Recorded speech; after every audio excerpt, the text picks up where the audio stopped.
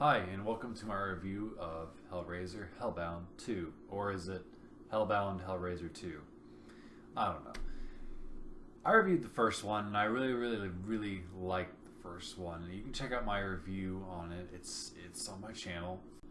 So, I've had a weird relationship, per se, with Hellraiser 2. I've either been kind of meh about it, or I've either liked it, and it's taken me a lot of viewings to really decide how I feel about it. And before going into those sorts of details, basically the story picks up right where the original left off. Well, maybe a couple months after. It's not really all that specific, but basically it deals with the aftermath of what happened at the end of the first film. And Kirsty, the character, is sort of, she's in the hospital because she's a little messed up. I mean, anybody would be after her dad was killed and her uncle Frank went around running in his brother's skin, and then the Cenobites came and tore him into pieces, and it was just a whole thing. So yeah, she's fucked up, and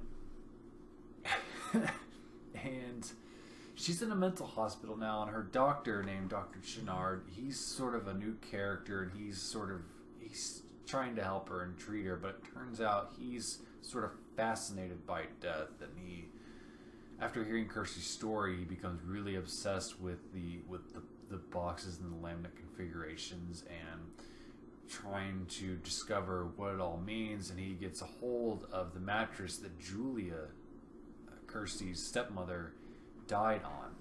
And of course, like Frank, she gets resurrected, and the story kind of follows the same beat in that perspective as the original, where Chenard has to bring Julia people to absorb so that way she can regenerate.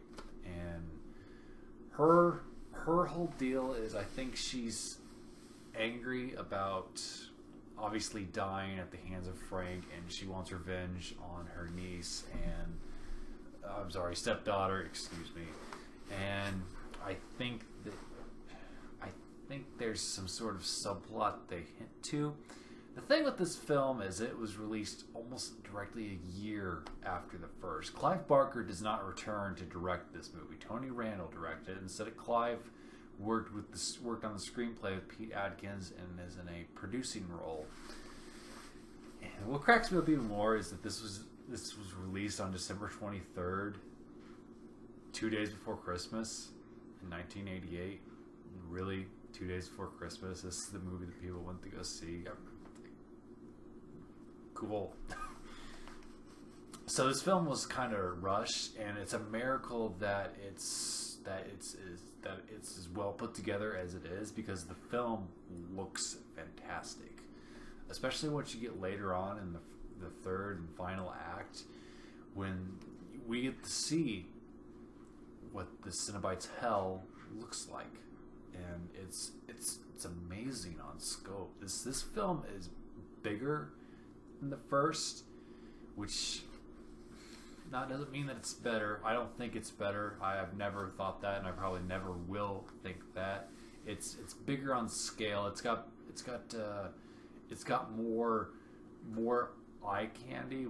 It's a lot gorier, and which is saying a lot, because the first one is pretty extreme. They're all extreme, but I think Hellraiser 2 is the most extreme out of all of them. We'll see if Hellraiser Judgement passes it up, but there's a particularly shocking scene, as I only really talk about one, where a guy who has this mental disease, where he sees stuff. He sees these maggots sort of like burrowing into his skin. He gets a hold of a knife and tries to cut them out, and we see this whole thing, and it's like a 30 to 40 second ordeal, and it's very hard to watch. And kudos to the actor who plays this guy, because it's very believable how much pain this dude is in. And yeah, there's some messed up shit in this movie. So if you're into that, you're gonna love it. And if you're not into that, but you like the first one, you might be a little surprised. But Hellraiser 2 is by no means a terrible movie. I think it's good. I think I've finally just settled on the fact that the film is good and it works. I like the way that I like all the designs of the creatures, and I like all the. There's some cool stuff in the Cenobites Hell. I like that. However, it's like the original where the Cenobites really aren't in it that much. I mean, of course, Doug Bradley returns as Pinhead, but they're not in it that much, and they're not in that much in the original either. And I don't think their impact is quite as big, but they're still interesting characters, and there's a revelation about them near the end of the film that people either love it or hate it. But I think it pays off more in the sequels, in my opinion. It makes for some interesting stuff, but had it had more time to develop, maybe instead of coming out the next year, maybe having it released in '89 or even '90, having time to really polish the story, because there's plot holes in this movie.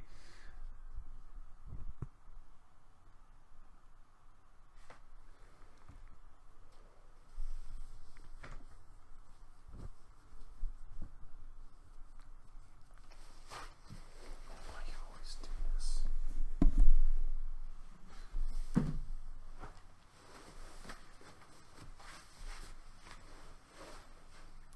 1989 or even 1990, they would have had a lot more time to polish the story, because there's plot holes in this movie. There's quite a few of them. There's things that don't make sense, and the whole final act is kind of rushed, and that's my big problem with the film. The final act is kind of what ruins it for me, taking it from a great film to just okay, or sometimes good, depending on what I'm feeling that day.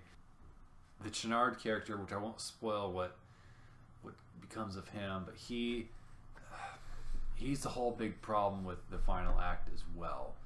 So in his interaction with the Cenobites, and I think is one of my major problems with the film. Like I said, it's grand on scale. A lot of the effects are really impressive for the small budget and the amount of time that they had. I think it's visually, on a visual level, I think it's superior to the original, but that's the only thing that it passes up in.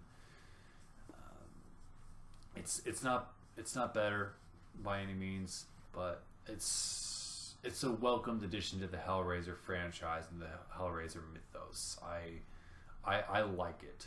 It's not my favorite of the sequels. Like, many people think that Hellraiser 2 is their favorite, and if that's you, then more power to you. But for me, it's not my favorite of the sequels, and we'll get to that one, the one that is my favorite, later on in the future. I'm not going to tell you which one it is right now. You've got to watch to find out.